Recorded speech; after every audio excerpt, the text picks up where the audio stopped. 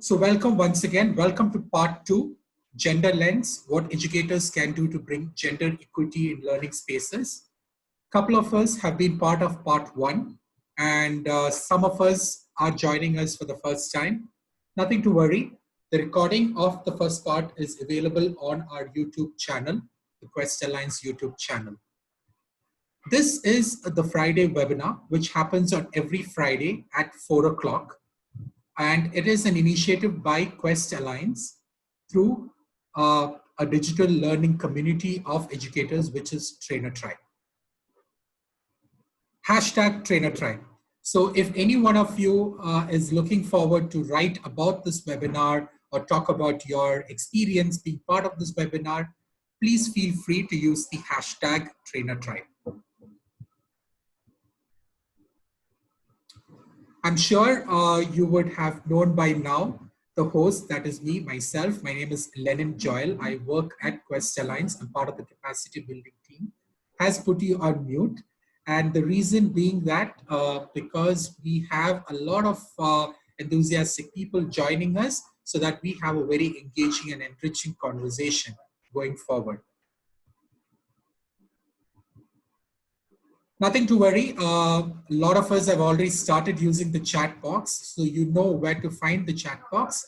Please feel free to leave your comments, your thoughts, questions throughout the webinar, and we will look at it at different points of this masterclass.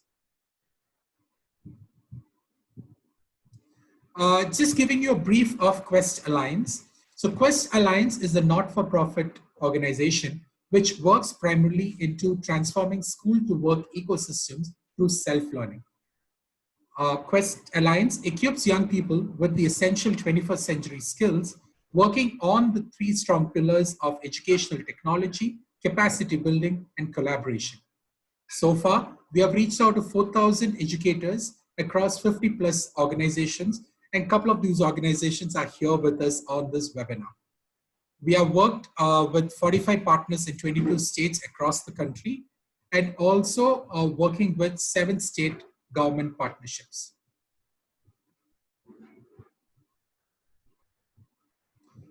We would like to take this moment to extend our gratitude and thanks to our funders and donors who have promoted this webinar in their network and got you enthusiastic people here join us on a Friday evening.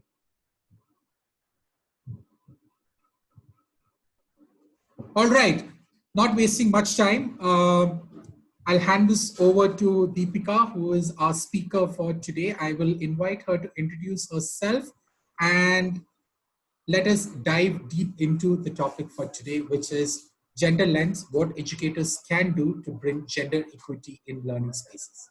Over to you, Deepika. Thanks a lot, Lenin, and welcome to everyone. Sabka swagat hai.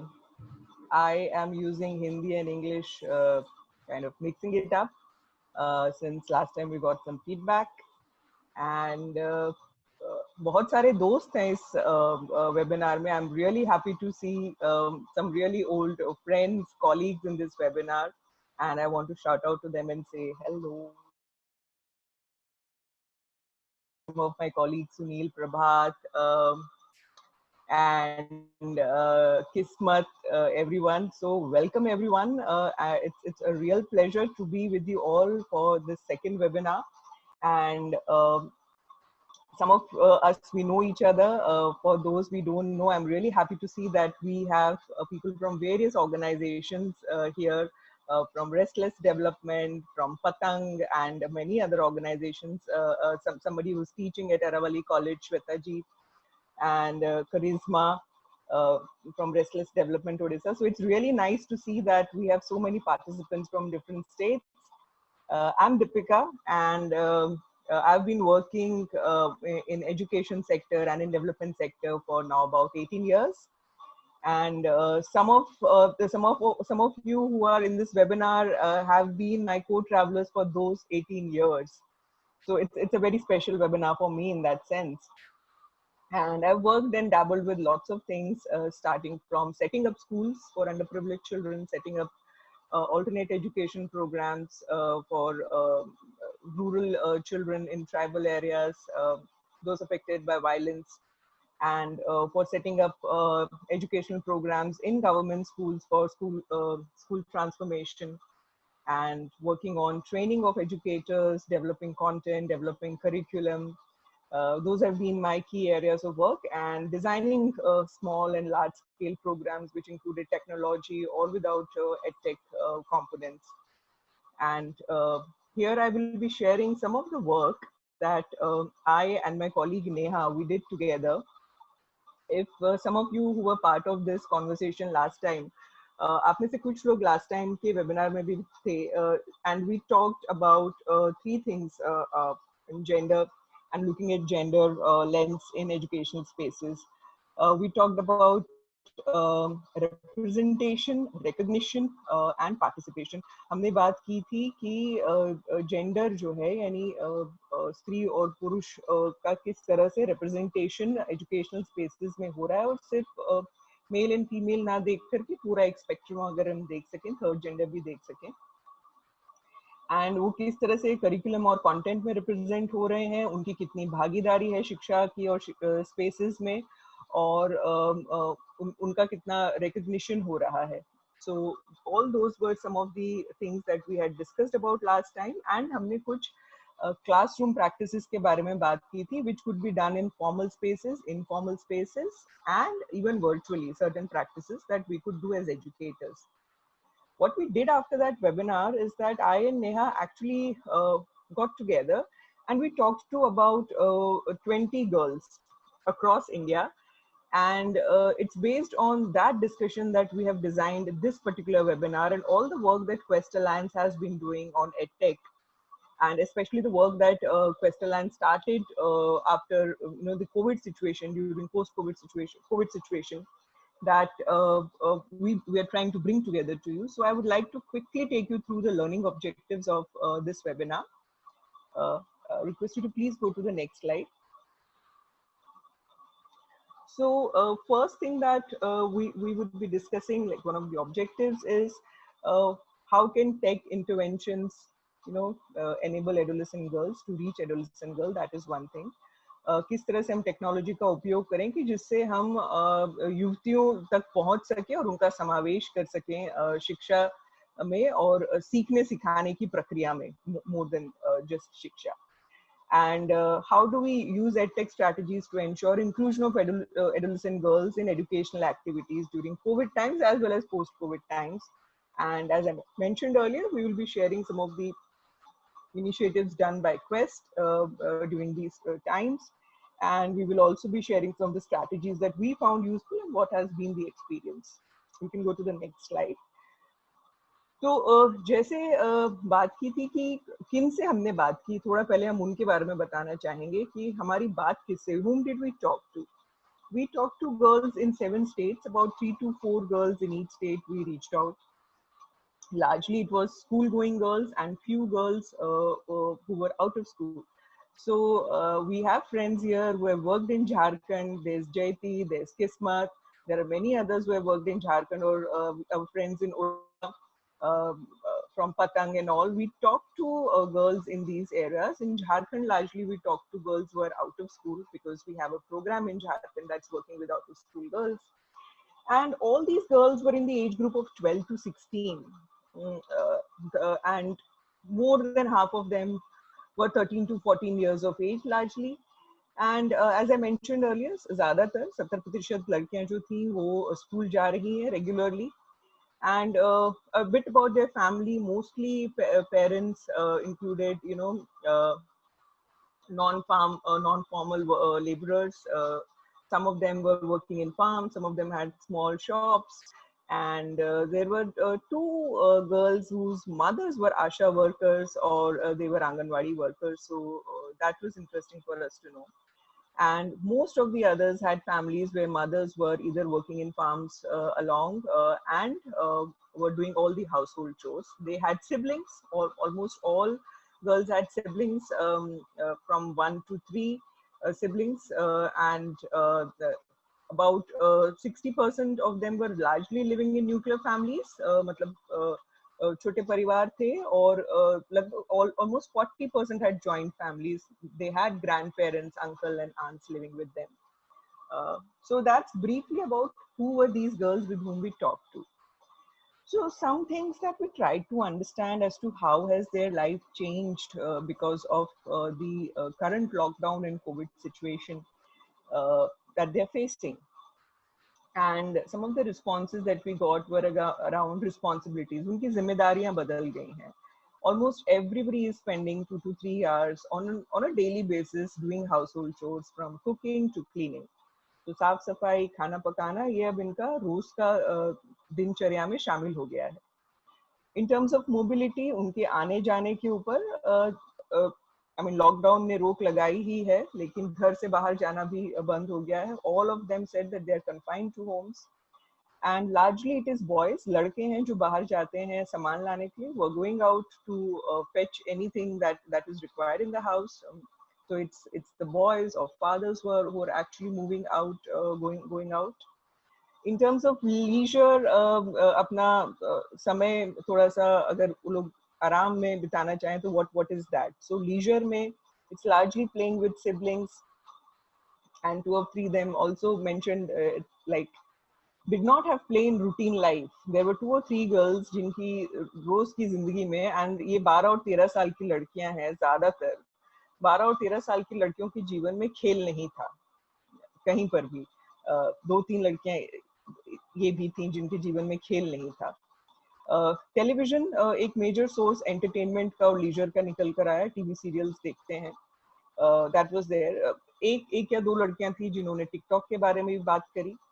In terms of their connection, जो हम बात करते हैं आपस में मिलना जुलना, mail जोल की जो बात है, तो मेल जोल जो है वो आउट ऑफ स्कूल गर्ल्स का जो है वो फ्रेंड्स से वो लोग हफ्ते में 1-2 बार मिल लेते हैं, और जब वो बाहर जाते हैं तो मिलते हैं, या फिर जब बाहर खेलने जाते हैं तब उन लोगों का मिलना होता है. तो ये ओवरऑल उनके जीवन में क्या असर हो रहा है उसकी थोड़ी समझ बनी हमारी. उसके बाद हमने देखा कि स्कूल के बंद होने से क्या असर हो रहा है उनके जीवन में. तो एक बहुत ही इंटरेस्टिंग चीज जो समझ में आई, one key thing that we realised is that you know they all want to study. Be it those going to clubs, be it those going to schools, they all want to study, they all want to continue to study, and they are also finding time to study now. So if you see that, you know, they are using old books as their learning resources to improve language. They're seeking help from parents, siblings to work out on their doubts. One of the girls actually proactively reaches out to teacher. She has the phone number, so she reached out to teacher to clear her doubts. For a few 3-4 girls, they were also referring to please continue on the previous slide. For 3 or 4 girls, they were also referring to the PDF links that were shared on WhatsApp group by NGO facilitators or school teachers.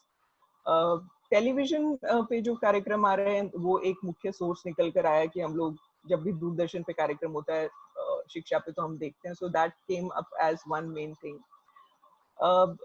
Most of these girls who are school going, which I said about 70% of them, they all were worried about exams. They all were worried, you know, that when schools reopen, we will have exams, and you know, we are not prepared for it. We are not studying at the moment, like we're not getting that kind of support and all. The only source of fun and pure interaction जो उनके पास है out of school girls के लिए जो club जाती हैं, they all responded that they're missing all the activities which their didis did.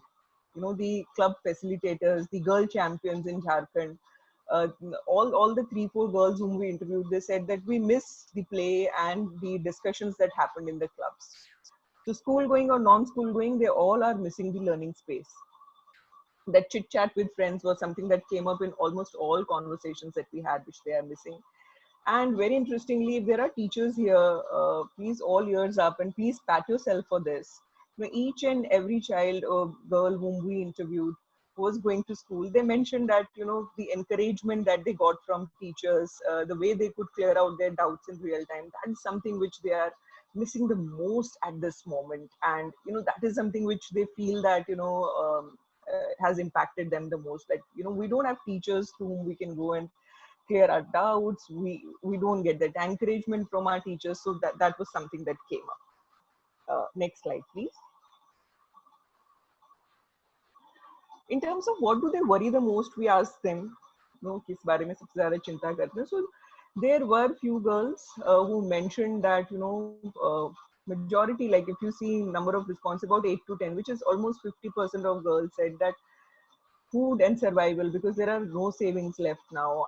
75 days of lockdown, we have exhausted what all we had saved. Uh, One of them said, that money is not everything, but you need money for everything. Yeah, one of them said, कि अगर एक जन भरपेट खाना चाहता है तो दूसरे लोग भरपेट नहीं खा पाते हैं. So these were some of the things that came up as first thing, which was on survival, lack of money. The other thing which was studies getting affected, जो मैंने पहले भी बताया, or more than 50% girls, they all talked about that how their studies are getting impacted. 5 of them were for board exams. They said, so very interestingly, a girl who is not going to school, who is going to club, and she developed this aspiration in club in Jharkhand, work, where girl champions are facilitating this, that she wants to become a nurse. And then there was another one who said, I want to get into police. And they said that अगर ये clubs नहीं खुलेंगे, अगर हम और आगे पढ़ नहीं पाए, हम सोच रहे थे कि हम आगे enroll करेंगे, तो हमारा सपना अधूरा रह जाएगा. Our dreams would remain unfulfilled, is what two of these girls shared. And many other girls who are school going, they all were worried, as to what will we do if schools do not reopen. Access and mobility definitely came up as main issue, as we shared earlier. घर में बंद हैं, कहीं बाहर नहीं जा रहे, can't play with friends. That was another thing. And not all girls have access to phones that they can talk to their friends. In terms of health, 2 to 3 girls mentioned that mothers were unhealthy, and they had the larger burden of work in family, because usually it is the mother who's doing majority of work, household work, and if mother is unhealthy, then it is the girl who is doing. So the unequal division of domestic work definitely is taking a toll on these girls' life. Some girls were living in hostels and are now at home because of lockdown. They also shared, and other girls also, as we were talking about safety issues, they said that there are boys around, so we do not feel safe going out alone to even buy something, or they generally shared this feeling of lack of safe space. Next slide. And then we tried to understand what kind of, since this focus of our discussion was to see, how tech can enable inclusion and learning. So we asked them about what all kind of tech things are they able to, tools are they able to access. And television was something that came up in majority of responses, but it's largely for watching TV serials, and some of them were using it to watch educational programs. About 14 of them had smartphones, but see, with phones, the thing is that there is one phone in the family. There was just one girl in whose family there were 2 phones. But in all families, there is just one phone, and the phone remains with father. So most of them were getting 15-20 minutes a day on phone. That also, if the parents allowed them to have a phone. And most of them had less than an hour, about 4 of them. And again, they were using smartphones to have entertainment, to listen to some songs, to talk to friends. Those were the things. There was just one girl whose house had a radio. Largely, we realized that now radios are not in rural homes or urban or peri-urban homes at all. Feature phones, around 3 to 4 girls shared about feature phones, and there were 2 girls who did not have any phone also at home. It was the girl champion in Jharkhand who went with her phone to their houses to get us to talk to them. So that's the place of tech in life of these girls in terms of gadgets that they are able to access to. Next. If there are questions, please keep posting it on the chat, and we can take them as we go ahead. And if there is anything that you want to know, जब share कर रहे हैं इस पूरे जो भी हमारी बातचीत हुई है युवतियों के साथ, अगर आपको और कुछ जानना है जिस बारे में मैं बात कर रही हूँ तो भी आप इस चैट बॉक्स में लिख सकते हैं, and we will take the questions and I can pause. Uh, so I'm moving ahead. So how can tech support adolescent girls for their study and needs? We try to understand what is happening currently, and beyond, in terms of entertainment, songs, and other things, they are using it to learn few things. So one girl is learning chess, another said that she's interested in mind games and that's what she's learning. Drawing, decor, एक ने कहा कि हम अंग्रेजी सीख रहे हैं, and some of them even are using, that how can we check for our mistakes, figure if they are on right track or not, assessment of learning. So one of them was even calling up the teacher to understand certain things or to get her support and help. So that's how tech is being used. If they're using a phone for whatever number of minutes or say less than an hour, if they're also getting, they're trying to use it for multiple purposes. Next slide, please. So at the moment, how are the school-going girls managing their studies? Some of them have started going to tuition centers. But largely the tuition centers were closed until few days back. So, which means they were not getting any support. Most of them are pursuing math and English. These came up as two major subjects which they were having trouble, and they shared that they would need support. But if we see in terms of the support that they were getting, most of them were getting support from their siblings and neighboring didis, to whom they would approach if they had any kind of doubt. So family came up as one of the main support mechanism for studies of girls, and they either reached out to their elder siblings, to either their parents, and even to their neighbors. Next slide, please. So what are some of the challenges that came out from this discussion? As already mentioned, access is one major challenge. It's a shared resource. There is one mobile, so the time that they get. And one girl shared with us that how the family is struggling to, they are borrowing food from neighbors. It is neighbors who have given them dal and ration and other things. But since there were WhatsApp, lessons coming on the phone, the father borrowed money to buy a phone. So really a dilemma of survival or say learning. What do we put it as a priority? The other one is okay, there are gadgets in home, but can we get continuous access or not? Because access is to be navigated. It is not easy for them to get access to most things except for television, which is one in family. So, everybody is watching the television, so they also get to watch it. But otherwise, phone, they do not usually get easily. And I must share this with you here that even to have interview of young girls, it was not easy for us. Because most of the time the phone was with parents, so we had to ask them, what is the time that we can call, when we will be at home, that we can call, because if they were in farms or if some of them have gone to shops, phone was not with them. It was either early morning or late evening or in the afternoon when they went home for lunch. कुछ के साथ ये भी था कि उनके पास phone नहीं था, तो उनकी दीदी कोई थी पास में जिनसे फोन लेकर के उन्होंने बात की हमसे. किसी के घर में अगर फोन था और भाई थे और दूसरे बहन भाई थे जो लोग फोन पे खेल रहे थे, तो I would like to share this, that I called up and there were all these giggles that somebody wants to talk to this girl, and they all were intrigued कि क्या बात करना चाहती हैं. उनको लगा कि अनजान नंबर से फोन आ रहा है दीदी को. So पूरे बातचीत में there were all these giggles that I could hear, and in that one discussion, that phone was taken away from her 4 to 5 times, and there was other sibling who was trying to talk to me on the phone, responding to the answers. And I said that, okay, if you want to talk, I can talk to you as well. But at the moment, please give your phone to your sister, because they were playing on it. and they were all intrigued that what is this phone call about. But there is this one phone on which everybody is playing, watching, listening to songs, and then we are expecting a young girl to be able to access a PDF file on WhatsApp to study as well. So that's the kind of time on devices that they're getting.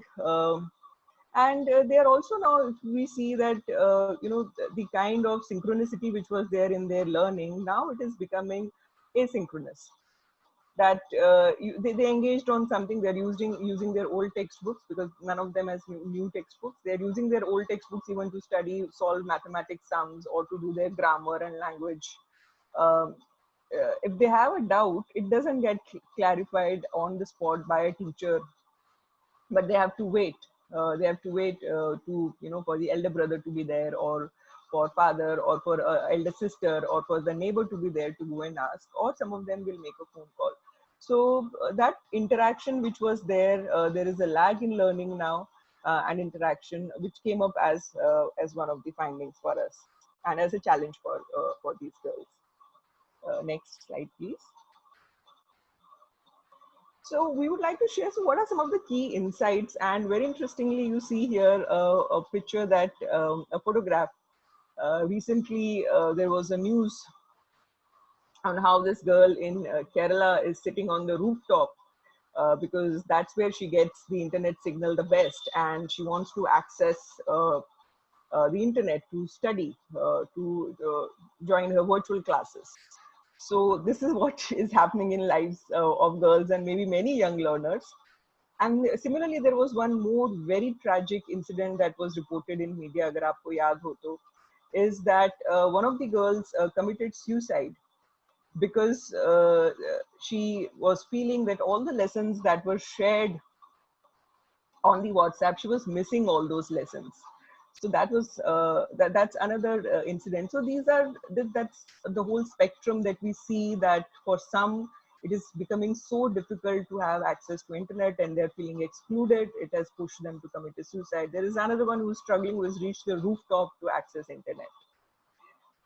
Some of the things that, as I said, that teachers really need to feel very proud at this time. Almost all girls have said, teacher are one of the most important actors in students' life, and most of the teachers have actually not reached out to students proactively, but that is something which is required. In fact, some of the students themselves have reached out to teachers. Learning as an iterative process, and human interaction is valued by learners. This is very clear from the discussions that we had, that it cannot be a linear process where the content is uploaded and they will consume it. हम सारा content डाल दें किसी app के ऊपर और वो लोग consume करते रहें उसको, ये थोड़ा मुश्किल है. उसमें ह्यूमन इंटरेक्शन, बातचीत होना किसी व्यक्ति के साथ बहुत जरूरी है. And it's iterative process. आपको कहीं दिक्कत आई, आपने फिर से उस कॉन्सेप्ट के ऊपर काम किया, आपने उस पर बातचीत की, आपने फिर से उसे सॉल्व किया, कुछ और दिक्कत आई, फिर से बात की. So it's not a linear process. The other thing that we understood, that for almost everybody, learning was understood as exams and textbooks for those who were going to schools. So हम ये समझ सकते हैं कि शिक्षा की अभी क्या समझ लर्नर्स में बन गई है, लार्जली वो एग्जाम है और टेक्स्ट बुक्स है. दूसरी, the another aspect which came up for us is that they are really struggling with abstract concepts, and how do we design content for them to understand certain abstract concepts in a better way. Access to tech, as mentioned earlier as well, COVID or no COVID, they have to negotiate the access for tech tools. And it's not easy. You have to negotiate. आपको negotiate ये करना पड़ेगा कि मैंने सारा घर का काम खत्म कर दिया है, अब मैं फोन ले सकती हूँ. मेरे भाई ने फोन यूज कर लिया है, अब मुझे 10 मिनट के लिए फोन मिल सकता है. My father is back at home. So you have to really navigate all those power structures. You have to also navigate the domestic chores that you are doing, and around that create time for your learning, which is something which will be very peculiar for girls, because most of the girls are the ones who are doing domestic chores. And for them to participate in a learning session, for example, if a young girl has to participate in this webinar, if she is at home, she might have to finish all her domestic chores, organize her life around this whole event, this webinar, and see that if she can participate in this or not. So that's another one. One of the key insights for us is that the engagement strategy, whatever we are thinking with adults and girls, we cannot undermine human agency in that and interaction. We need to build it in along with the tech tools while designing any solution. Next slide. In terms of insights, there is a lot of diversity of learners. It's what we saw in terms of profile. If I share what I shared with you, that there were those who did not have phones or access, in whose house parents were least bothered if you are studying or not studying. They were not encouraging, they were not discouraging. There were parents who were abusive. There were families in which children were not safe, and then there were others who had access to tech and where their parents were encouraging. So there is this whole spectrum that we have, and if we need to really design something, then we need to design for all the learners who are in this overall larger spectrum, and just not those who have this access to tech, and they might not need to negotiate it so much within their space. Okay, and we are seeing that the role of ecosystem, the larger ecosystem around them, is very, very important. Family's role is very important, as we mentioned earlier. Everybody is talking about the role of school, what needs to happen, role of tech, but how tech needs to onboard parents, because it is parents with whom they have to negotiate for access of these tools, because they think that especially girls are not allowed to use mobile phones and other things. So onboarding parents, that why are they using it, if they're using it for to get them on board just for these girls to have access to tech. And definitely with access there will be other issues that will come up. And just first engaging with parents and families is equally important, and creating an ecosystem where which is enabling to them so that they can use digital platforms. Another thing which we really kind of found, and which is important, is getting connected with peers. That is something which came across, and this is something which we also realized, that they are learners and they are now supporting learning of others as well. So खुद भी सीख रहे हैं, दूसरों को भी सिखा रहे हैं. And if we can really capitalize on that how they start supporting each other, even if we are using tech tools, how do we create that enabling ecosystem? Connecting with learning spaces, I think that is another thing that we realize, that for everybody, almost all girls, these are 12 or 13-year-old girls, they know life has changed, they are gearing up for this change, but everybody is still thinking that everything will be back to normal, and they will be going back to school and everything will kind of come back to normal pretty soon. So we realize that the change is happening around them. Some of them are able to see it and are grappling with it, but some of them really have they do not have, they have still not developed that understanding that a lot of things around them have changed.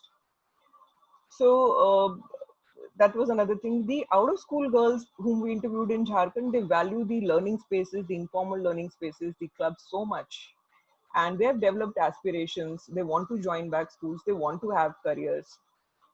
Also, when we talk to girls, they mentioned that if schools reopen, then we need our basic facilities of toilet, of hand wash, infrastructure, if there can be proper distancing. Some of them said that when schools reopen, we need to party, we need to celebrate. This is how much they value the space, be it formal or be it informal.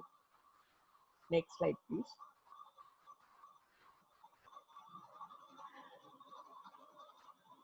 Okay, there are a couple of questions, and I see that my colleague Neha is also here. So I would also really like to invite her if she wants to take up some questions that are coming up.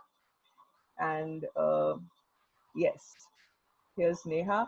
So we have a couple of questions in the chat box. Neha, would you like to take some of them? Like Jyoti is asking, how is it impacting their mental well-being and health? That's one.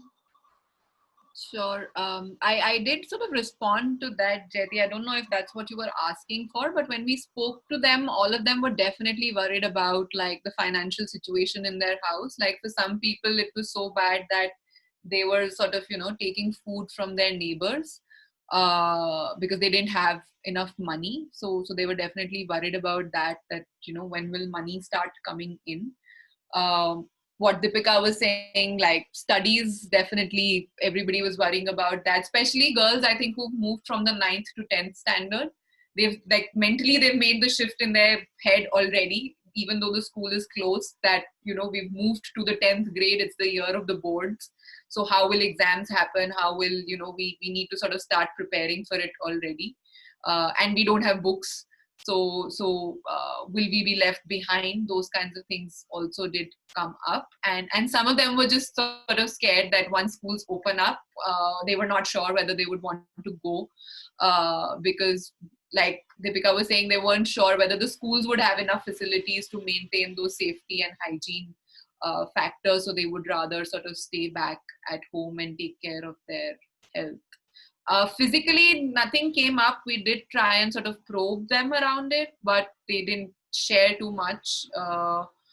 They did say that access to health services has definitely become a challenge because transportation has gotten affected.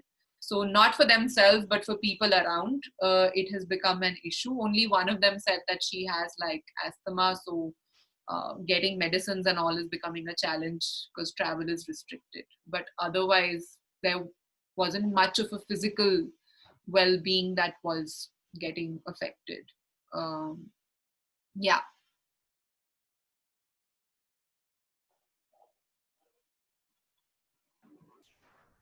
Deepika, you'll have to unmute yourself. Okay. Yeah.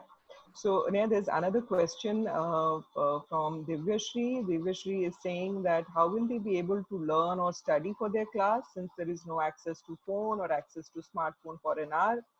A challenge for sure, and not being able to getting digital teaching. This is again, then I think somebody else has also repeated it, asking that daughter has to appear. I think, yeah, Annie has said that, my daughter is going to go for public examination 10th next year. So how will she prepare? And she has a younger brother also. Yeah, would you like to respond to these two questions as to what is the scope when they do not have access to tech? Yeah, I think like this remains a challenge. I don't think we've been able to sort of, come up with a plausible solution to it yet. I think one of the girls actually very interestingly said, so when we asked the question that, if this lockdown is to continue, then what would you need to feel supported in your studies, and what should sort of, change? So the girls themselves said that, more people need to have access to the devices. Internet needs to be made available. So I guess those are also larger policy level questions which the state also needs to respond to in some ways, and a lot of people are talking about in internet also becoming a basic right. So those are also larger level conversations in terms of ensuring access. But one of the things which one girl did say, which kind of stayed with me, was and I think Deepika did touch upon it, is about how peer networks can be made more strong and more powerful in ensuring that there is some sort of peer learning happening. um, so that is something they said, that if one of my friends is getting access to online learning, is there a way for me to connect with her and understand and share whatever it is that I have learned in whatever limited way? So that's something that came up. I think the second thing which came up was that how elder people in the house, especially siblings, older siblings, are a great sort of support system to ensure that studies continue. Quite a few of them said that I take help from my elder sister, my elder brother, or there is like this bhaiya or didi in the neighborhood who gave exams last year or a couple of years back, and they are helping us. So I think those are the kind of things that we will have to strengthen, that who can be these peer educators in the community, who can be these bhaiya didi kind of figures in the community whom we can reach out to ensure that some sort of connect with learning is maintained for students who don't have access to digital devices. But yeah, Deepika, you can add on based on your experience as well. So yeah, this is something that we have discussed even in our program, and I think Neha has correctly touched upon it, that we will have to navigate the space. Maybe those who do not have access to tech, we need to see if we can leverage any resources in the community, tech resources in the community, uh, for reaching out to young people. So it will be really a time for us to test, that if there is no gadget in each hand, then also how do we reach out? And there are organizations who have made some, like one organization in Bangalore that I know of has started reaching out children in group of 3 to 4, where their facilitator goes to homes with a smartphone and gets 3 or 4 kids together and engages them in learning process. So that's there. There is one comment by Ruxana. Ruxana is saying ki, it's not only adolescent girls, it is happening with all girls. That's right, Ruxana. We have tried to focus on adolescent girls because we thought that their challenges would be a little different than maybe younger girls. But you are right that maybe domestic responsibilities might be coming to even younger girls. Access to tech for younger girls or even older girls would be an issue. There are issues of violence that are being reported in media quite a bit. There is another thing, comment that has come, that both boys and girls have same lockdown, and how different in terms of affecting girls and boys, and how do you address it to make them resilient? Isabella, a very important question, and I think it is different for boys and girls. If you see, our data kind of is showing that boys are still getting an opportunity to at least go out to fetch things for their house. They're getting some space to interact, to move. Young girls are not getting that. They Second is the disproportionate allocation of domestic chores.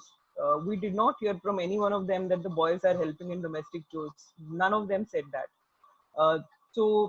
Their life, their responsibilities, girls' responsibilities is really increasing. And what I was saying that, it's if girls have to learn, and this is a long, like, it's a societal thing. I don't think it's tech that can address it.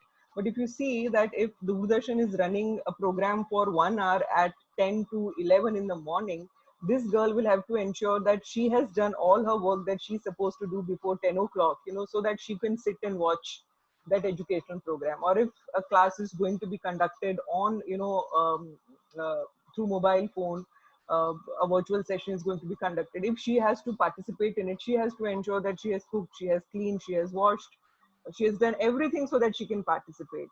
So their life has definitely changed in ways different than for men and for boys. So there is a difference. Impact is on everyone, but impact is of different nature, is what we would say.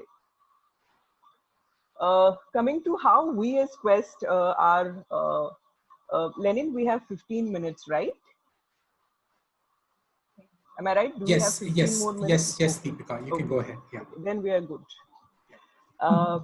Neha, you want to share from here Quest's experience of navigating lockdown? Would you like to take it from here?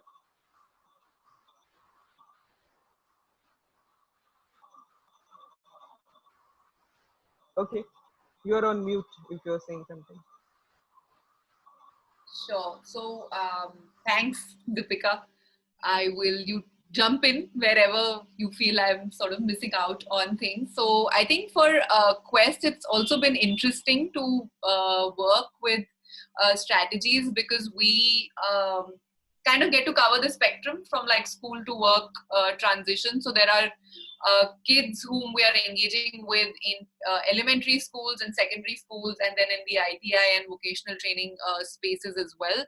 And there are different kinds of strategies which are working across these different spectrums. So, but I think one of the first things that we also did was to do a survey with parents, employers, and government officials to also see that how are they understanding the situation and how are they sort of making sense of what is happening, which did give us some insights about how to then also design interventions. For example, when we spoke to parents, like some of them said that if you're making WhatsApp groups, then make sure that the only girls are there in that WhatsApp group, because I want to ensure their safety, and only then will I allow them to sort of participate in the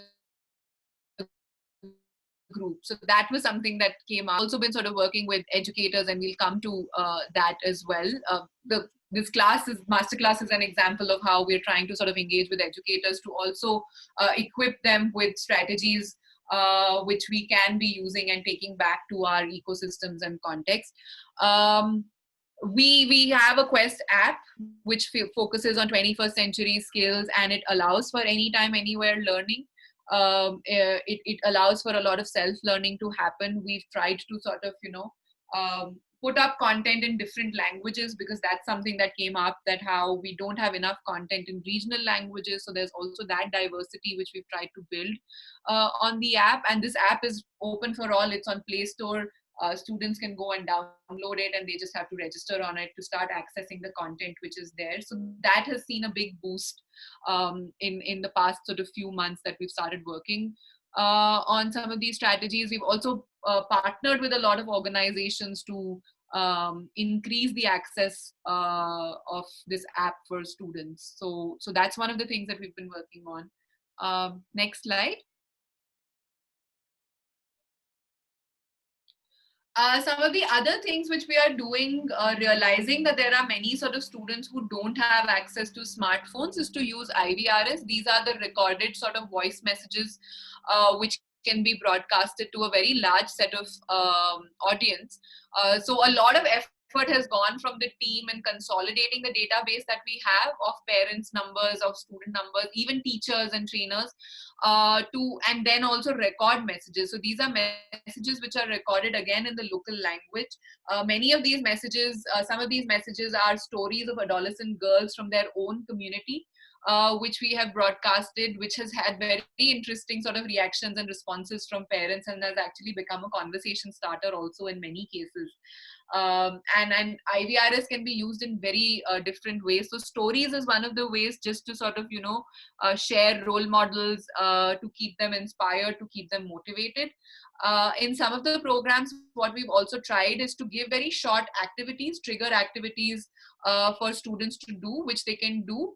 And if they have access to WhatsApp, then they can share it on WhatsApp. Otherwise, they can do it, in their own notebooks and stuff. So that's also how IVRS messages are being used. In some cases, we've had teachers and HMs record their voices, and that has been shared with students so that they know that, the school is looking out for them, and there is that connect that is maintained. A lot of de-stress calls.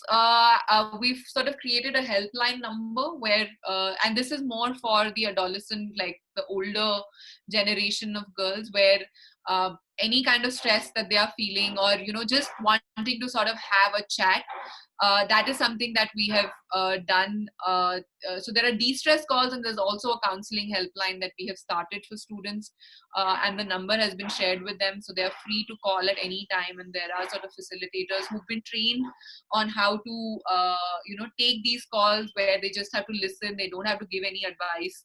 So that's also something that we have done. There are a lot of virtual sessions that we have started, just like we're doing it with all of you as educators. We've also done that with students, and we are seeing some very interesting things come out of that.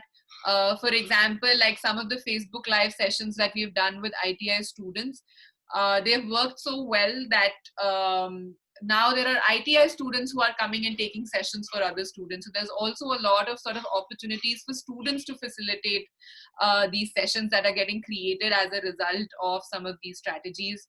A lot of sessions around preparing them for careers, talking about the future of work, the future of jobs because of this situation as well, and how do we prepare ourselves for that.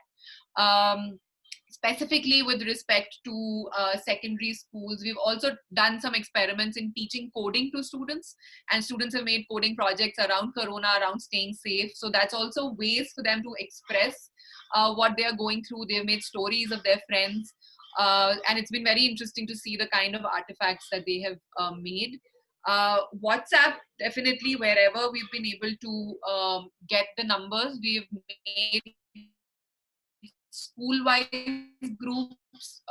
We have made ITI center-wise WhatsApp groups, and there are a lot of interesting activities which we are trying to do. An example of that is it was the Environment Day recently, so we had students work on writing essays. We did some quiz. We asked them to express, using drawing as a medium, and we had some very, very insightful things which students had shared, and it's amazing to see the creativity that they have, which we have done.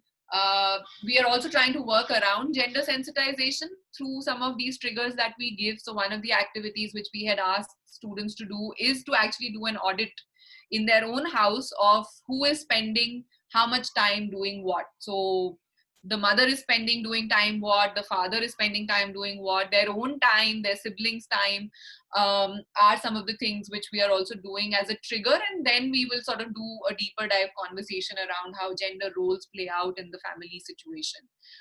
And when all of this gets very heavy, we have also tried with virtual energizers and some dance and those kinds of things which facilitators have done with the students. That's been also very fun.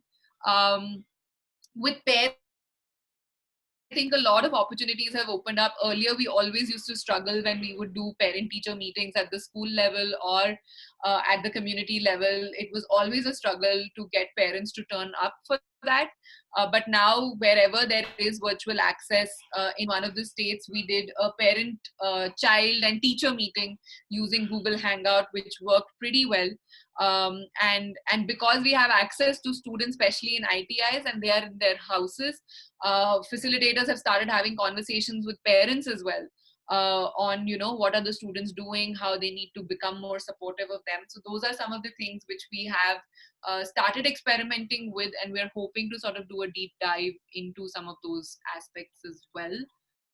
Deepika, you want to add anything here? Okay, can we go to the next slide then, Len? Yeah. I think just some insights, therefore, from the Quest experience has been that there is definitely a need to sort of create an enabling ecosystem, because many of these things is not something that we can do by ourselves. There are lots of stakeholders who need to come together to make it more effective. No, the earlier slide. Yeah. So one of the things which has also opened up is an opportunity that more and more NGOs are now open to partner, to share resources. So we are also seeing that how whatever resources we have, how do we share that with others, but whatever others have, how do we also incorporate that in our work. And I know we've had cases where a lot of organizations have shared worksheets or a reintegration curriculum, as they call it, for students to process what is happening as a result of the lockdown phase. And we are looking to use those resources as part of our WhatsApp engagement once the learning spaces open up. We would also want to start with some of those activities and processes. Equipping the facilitator, a lot of investment around, investing in facilitator capacity building, equipping them with skills to engage students online on how to reach out to them, sensitize them towards what's happening with the learners. This is an example of that as well. A lot of conversations happening with the government officials, employers, partner NGOs to get their insights on what are their needs currently, so that we can incorporate that into our work as well. A lot of conversations with government officials are also happening that, our teachers are not equipped to deal with this situation.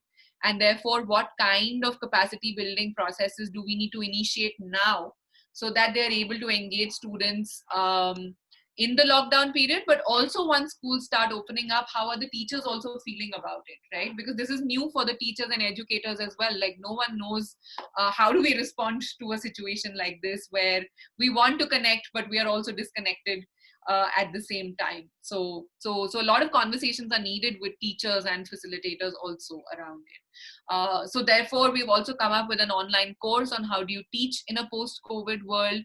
It is taking the form of these webinars, but also a series of webinars around it. Parents, definitely, they were always a critical stakeholder, but now even more so, because they are the only ones who have direct access to the learners right now, spending the most amount of time with them. and therefore how do we, and at the same time opportunities have also opened up, right? If you're using the parents' phone, then you also get to connect with them in many ways.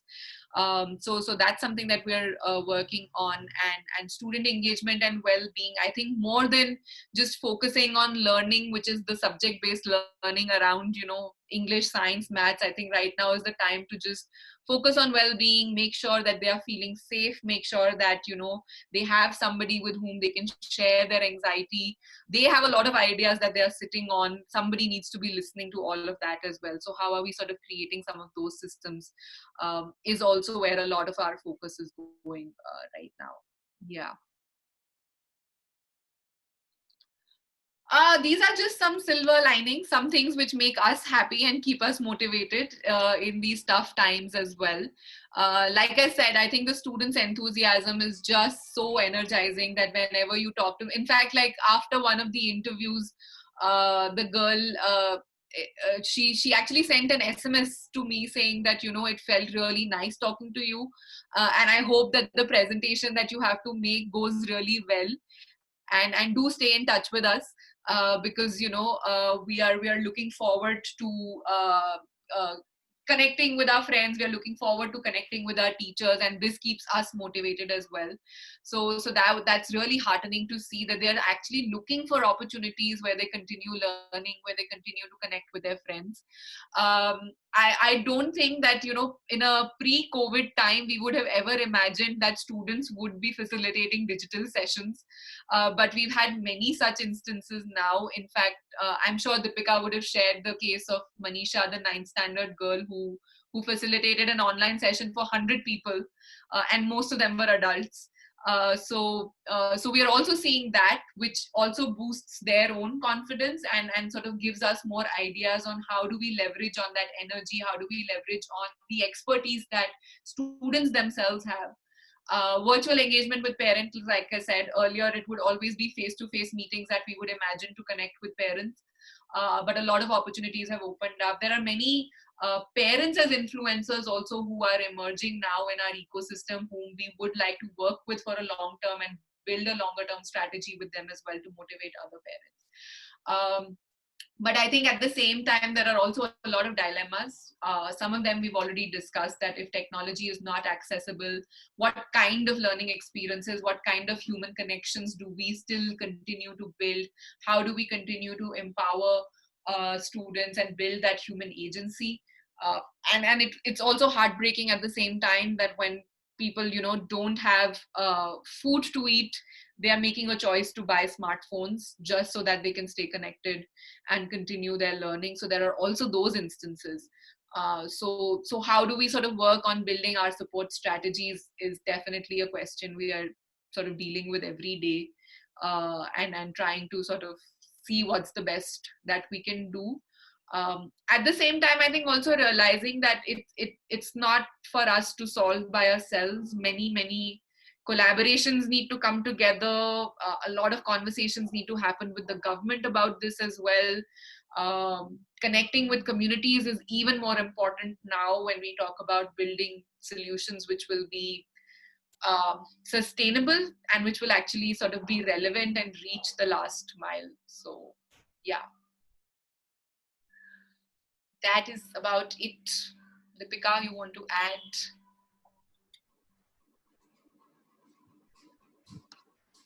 You're on mute. Lenin, you'll have to unmute. Yes. Yeah. Questions and comments in the chat box, which I think we can take, Neha. Sure. One comment by Isabella, I think, is how she has actually worked with the elder brothers and fathers to persuade them so that girls can have access to phone and they can learn. So yes, Isabella, I think it is really important that we equip them to navigate, and we also help them to navigate by onboarding family members who can largely have access to tech tools. That is one. Second question is by Santosh, I think. Yeah, Santosh Monty, and he's saying that most of the students are worried regarding exams, and what are some of the ways to reduce stress from students' mind. So, Santosh ji, if you see that, some of the response strategies that Quest Alliance has used, our first strategy was relief. We started with making these simple distress calls instead of talking anything, about the course or the program. We were just talking to the learners and the students. I think that is very important, that people stay connected with them. And if they're connected with somebody with whom they're talking on a regular basis, I think that itself is a big way to de-stress. Because I think a lot of stress is also emerging because of the unpredictability and not knowing, what lies ahead. Like most of them don't know how are they going to cope, and just for them to talk to somebody who can give reassurance that okay, things will happen, just or listen to them, that is, I think, most important at the moment than pushing for anything else. So I think compassion needs to be pushed at the moment. Human compassion needs to be pushed through tech, making small phone calls, short phone calls, sending those IVRS messages to girls, sharing their own stories. I think those are very important at this moment. Sorry, Neha, you were saying something. Yeah, and I think just to add, like many of the students right now, like Deepika said, right, like many of them are also not aware of the conversations which are happening outside. So I think like they also need to be made aware that the government is also thinking about this. So there are conversations going on about like reducing the portions, and thinking about like how exams will happen and all of that. But I think more than anything else, they also need to know that that's not the end of their life right now. I think being safe is the most important. So how do we also reassure them with some of those things becomes very, very important. And again, I think sharing stories of other role models where पढ़ाई अगर थोड़ी कम भी हो गई तो उससे उतना फर्क नहीं पड़ता है जितना in terms of just building your own sense of self belief and agency is important. So also reinforcing some of those messages is important. And yeah. So there's one by Jayati. Jayati, it's a very larger question on how do we see future of education with respect to current scenario. With this difference in access in tech will lead to more gap. I think what we are seeing at present, that is the scenario. It's if there are data which are clearly showing that it's only 8% of students in India who have their own device and internet connection. If you look at penetration of tech, which we had talked in our last webinar, it's around, I think, 24 or 27% in rural areas for women and girls. And in girls, it will be even less. That was for women, 24 to 27%. For men, I think it was around 74% tech penetration. So there is a digital divide at the moment. We cannot deny it. That definitely is. We are seeing that there is at the moment no very long-term vision on how, if this remains a situation, what kind of solutions are needed. There are no long-term strategies around it. I think most of the organizations and even government at the moment is responding to this particular situation as to how do we continue with the learning, how do we keep sending the content, how do we keep connected. I think NGOs are working towards how do we keep connected and keeping the learner engaged. I think government is still working towards how do we disseminate content, because they are working at a much larger scale and are using television as one of the main methods or radio as one of the main methods. But a long-term vision as to if this remains a situation for a long time, what would it mean? I think people have not kind of wrapped their heads around it. And there are many sides to this discussion, that how in next few years, tech tools will be so cheap that we will see a smartphone in each hand. Internet connections would be much more cheaper. And that will ensure that the gap reduces, and we need to leverage that. The other is that whatever resources are available within the family and with communities, how do we start leveraging that and actually build on concepts of intergenerational learning, where all these elder boys, little younger boys who have phones and who are going out, how can they become a source of ensuring that children or students around them are getting access to learning resources. The role of schools might need to change in future if we will see what is happening. the demography of rural areas is changing. The urban areas will have its own issues, but in rural areas, especially say places like Bihar and Jharkhand, we're saying that the demography will change. There are so many migrant laborers who have come back. They have come back with children. They are having the whole livelihood crisis that has started. So there are many facets, because education is also embedded in the larger socioeconomic context. So all of that is going to impact, and it's not an easy answer. I think everybody has to work together to keep finding a solution to it. Yeah. Yeah. And I also feel like actually this is a good time to take a pause and ask ourselves that what is the purpose of education as well. And I think while a lot of conversations are going on about reducing portions and all because we won't have enough time in the academic year, but I think fundamentally it is a good time to ask ourselves that what do we really want to teach and what is the purpose of everything that we are teaching, which needs to become part of the larger narrative as well. And I think the whole idea of building resilience is that being taught in schools as well, and are some key questions which all of us should also sort of call out in many ways, and use this as an opportunity to really shift gears and redesign education also, maybe. Yeah.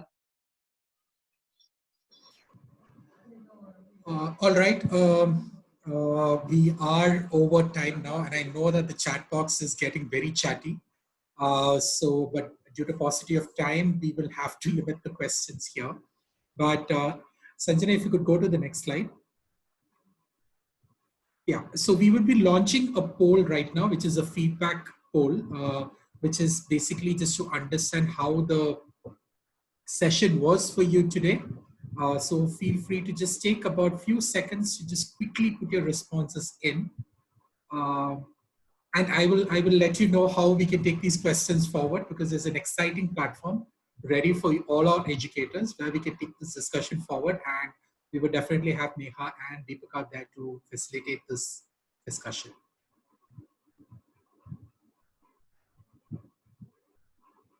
So Trainer Tribe is a Facebook page. It is a Facebook page for educators. It's a digital learning community of educators like all of you on the call today. Right now, we have close to about 920 active members out there who are sharing resources, who are talking about what does the future of learning look like. They're sharing their best practices. They're sharing their inspirational stories. So just so that we collaborate and we build this network, because that's the need of the hour right now, that we actually work as a community, handhold each other, share our best practices. So Trainer Tribe Facebook page is the place that you need to be. And all the questions that went unanswered, that would require more clarity, more information, please feel free to put that up on the Facebook page. And Deepika and Neha would engage on those questions on the page itself. Thank you. I know we were about 20 minutes over 5 o'clock right now, but thank you for keeping it very engaging. Thank you, Neha and Deepika, for actually engaging with the session for the part 2.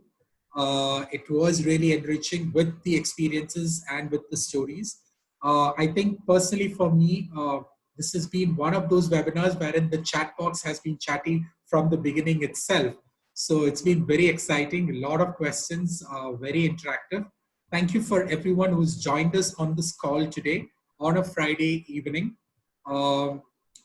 We expect that you keep safe, take care of yourself, keep the learning going, keep your thoughts flowing.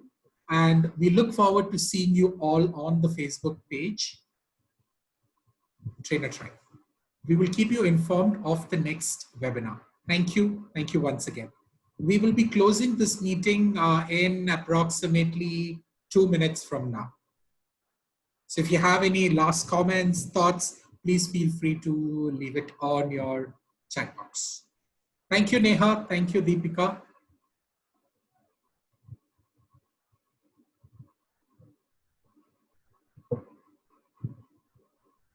Neha, if you're speaking, you're on mute. Okay. Right.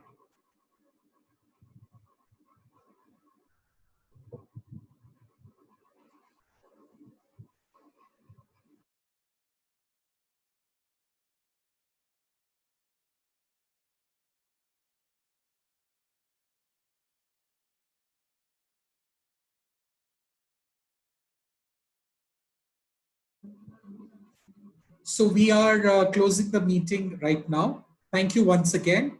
Have a great weekend and charge yourself for a Monday that is starting. All the best. Thank you and look forward to seeing you all for the next webinar. Bye.